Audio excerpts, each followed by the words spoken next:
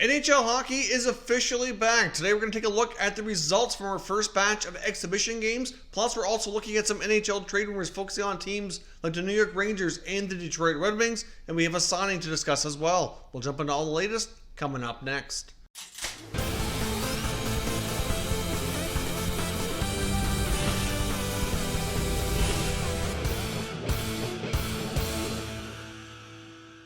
So welcome back to another video here at Top Shelf Hockey. As I mentioned, it was some nice to have NHL action on the TV yesterday. Obviously, we had our first batch of NHL Exhibition Games to begin Phase 4, the return to play. Of course, the meaningful games will kick off here in a couple days on August the 1st. We saw the Pittsburgh Penguins do battle with the Philadelphia Flyers, with the Flyers winning in overtime. We saw the Toronto Maple Leafs defeat the Montreal Canadiens, and we saw the Edmonton Oilers handle the Calgary Flames relatively easy as well. I did get to watch the Toronto-Montreal game and the Calgary-Edmonton game. I didn't get to see the Philadelphia-Pittsburgh game. It wasn't on TV in my area. There were some options online, but didn't really work out for me to be able to catch much of that.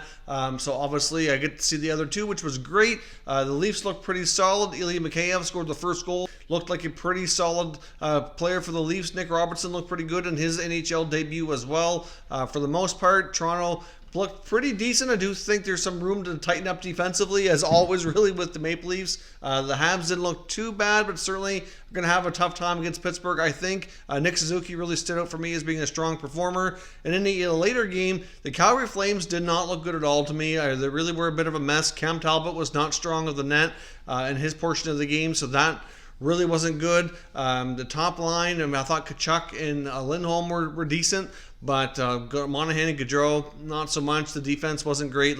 Overall, the Oilers were definitely by far the stronger team. So Calgary has a lot of things they need to clean up before going into their play-in series against the Winnipeg Jets. So we have 6 more games on the exhibition schedule today. Some are already underway as I start to record this video here. And we'll have hockey all the way up again until the evening. So let me know your thoughts down below on what the game action was like yesterday. How excited are you to have NHL action back on the TV? Something to watch. And of course, we're getting ready here for the playoffs to get underway in just a couple of days. So let me know what you're thinking so far in the comments. Now, as I mentioned, we also have a signing to discuss today. The Anaheim Ducks have signed pending restricted free agent left winger Sonny Milano, who they acquired from the Columbus Blue Jackets near the NHL trade deadline. Milano was signed to a 2-year extension of an average annual value of $1.7 million. Of course, he got into 9 games with the Ducks after being acquired, put up 5 points.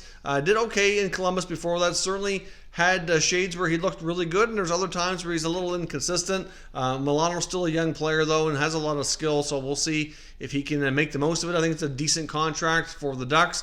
Fairly low risk on the term, not a ton of money either, and he still has a decent amount of potential, I believe, so this could turn out to be a good signing, and we'll see how he can do if he can put together a solid full year in the NHL with the Ducks and see if he can improve his overall statistics and become a full-timer all year, which would be a good step for him for sure. Next up, let's take a look at some NHL trade rumors, and let's kick things off with the Detroit Red Wings. The information we're discussing today is a recent article published in the last 24 hours from Answer Khan, who covers the Wings closely for MLive.com. He said some very interesting articles out really over the past few weeks or few months as well. Of course, the Red Wings are not in this return to play of the 24 team, so there's a lot more off-season talk about them because they have more time here to make decisions. But one of the big things that we've been talking about off and on for the Red Wings that he talked about in this most recent article is the goaltending again. Of course, Khan goes on to mention that he doesn't feel that the Red Wings are going to have a lot of luck in the free agent market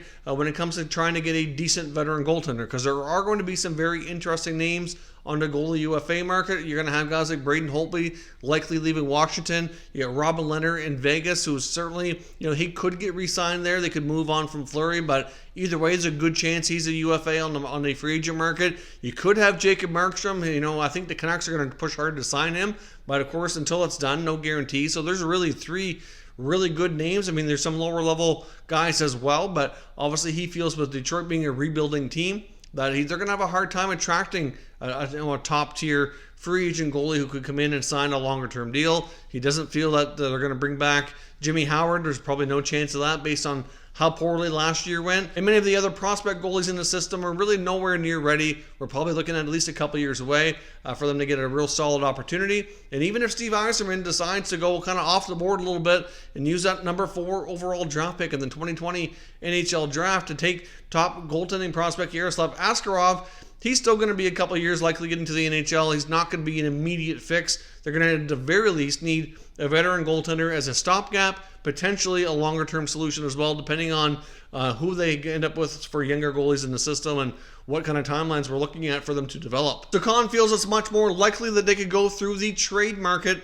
to accomplish this, and a couple of names that came up, obviously one being the Pittsburgh Penguins, because they have a goaltending situation there between Matt Murray and Tristan Jarry we've talked about a few times, where they likely are going to have to trade a goaltender. Many feel it's going to be Murray, but I wouldn't say it's a foregone conclusion and a guarantee it's going to happen. I think, like many other players and many teams, that their performance in these playoffs that are coming up here are going to dictate their futures on who stays where and who gets signed to what kind of deals and who gets traded, and it's going to have a major impact overall. So if Matt Murray ends up being the guy who plays most of the time in Pittsburgh and takes them on a deep playoff run, they might be hesitant to move on from that. I mean, yes, he's been inconsistent the past couple of years, but he does have a couple of Stanley Cup runs on his resume, which resulted in a couple of Stanley Cup championships. So that's something you can't take lightly.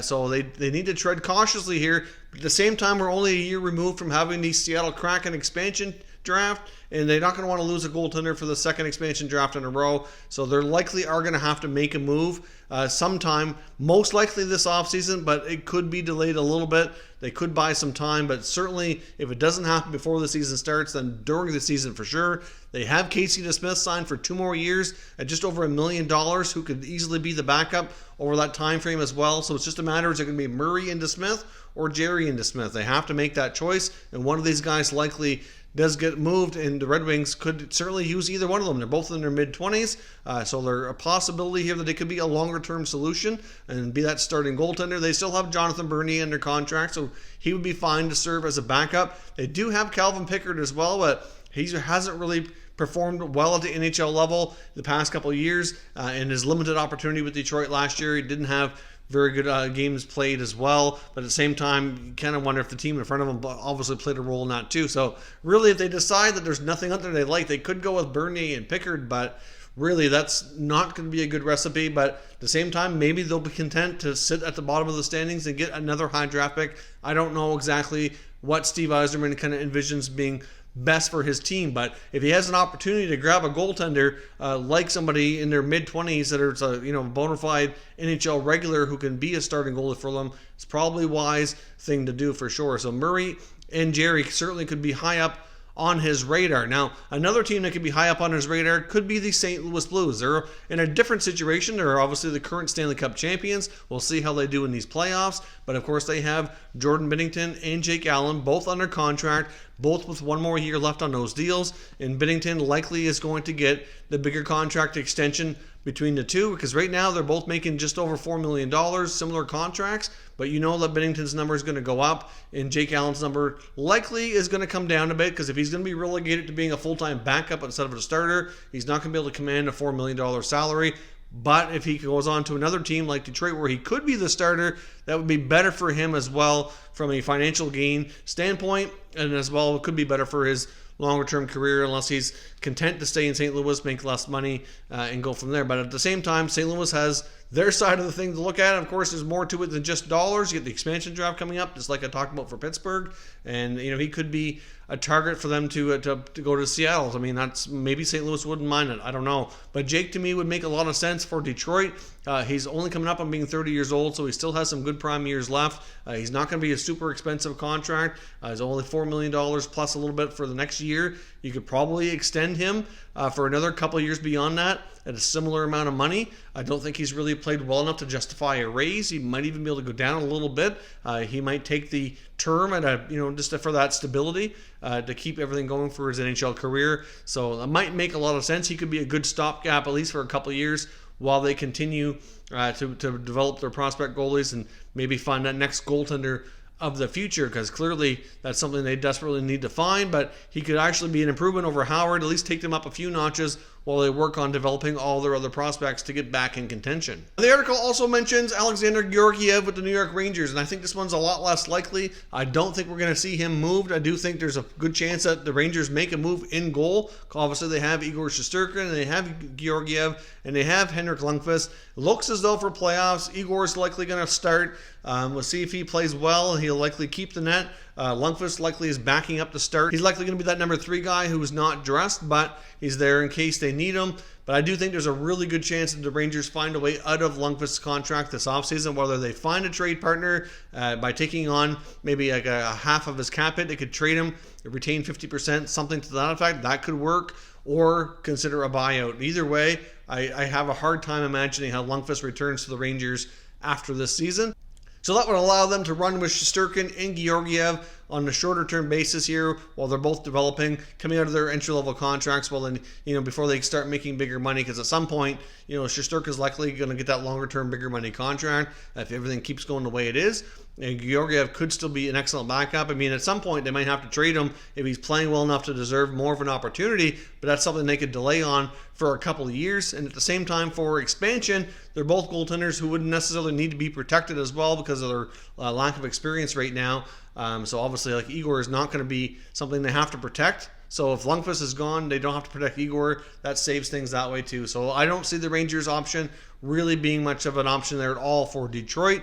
So let me know what your thoughts are for the Red Wings for trading for a goaltender. Which do you think is the best option from a shorter and longer term perspective? And what kind of return do you think they'd have to give up to make it happen? Now, I also want to talk further about the New York Rangers. I know we just touched on Alexander Georgiev, but we have some other players on their roster that's kind of coming up for some interesting contracts that could force their hand to make some moves this offseason as well. Referencing a recent article from Larry Brooks of the New York Post, talking about some of their potential solutions here, and a couple players who could have big playoffs, which could impact their future on contracts or potentially staying with the team or maybe even being moved. And let's start off with defenseman Tony Deangelo, who's certainly a player who's really played beyond his contract. He deserves a good raise. He deserves the longer-term deal, but it's difficult to say if he's going to be able to get it. Of course, with like every other team now around the NHL, the Rangers are going to be a little more cautious with their cap situation. And of course, he is not one of the only players here. They have many other guys going to be coming out of entry-level deals in the not-too-distant future. They're going to be needing significant raises. Of course, on a short-term basis, they still have a decent amount of money tied up in guys like Mark Stahl and Brendan Smith, but I'm sure they can figure out ways around that so that they don't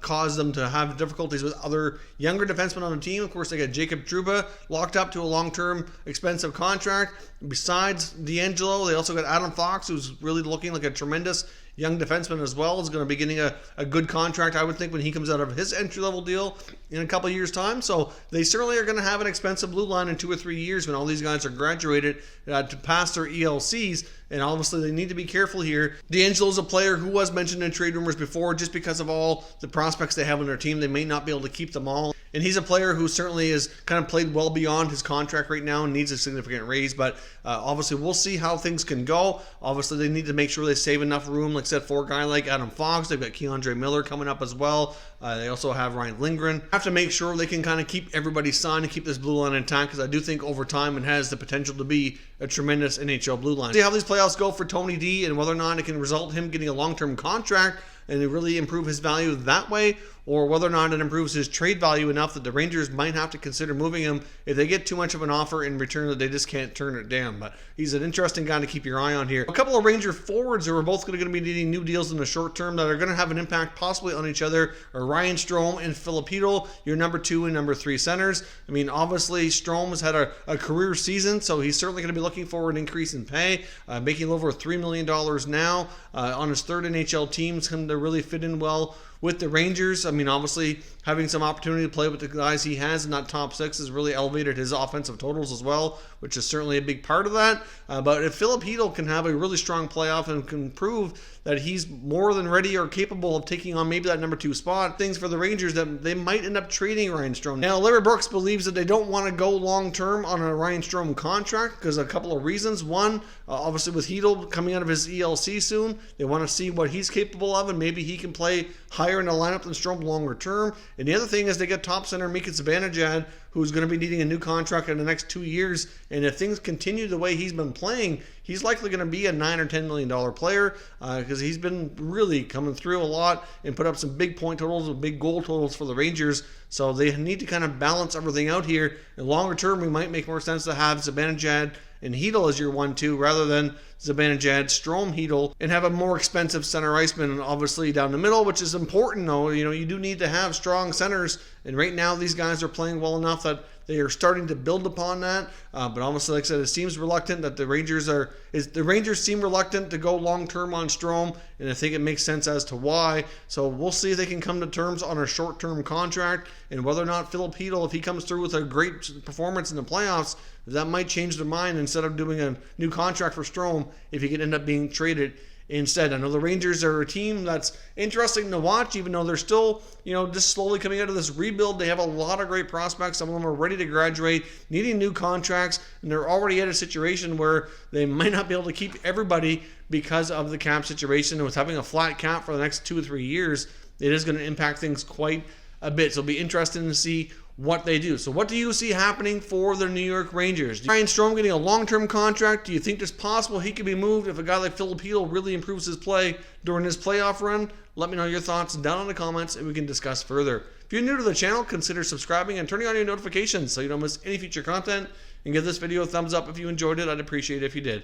As always, thank you for watching, and I'll catch you next time.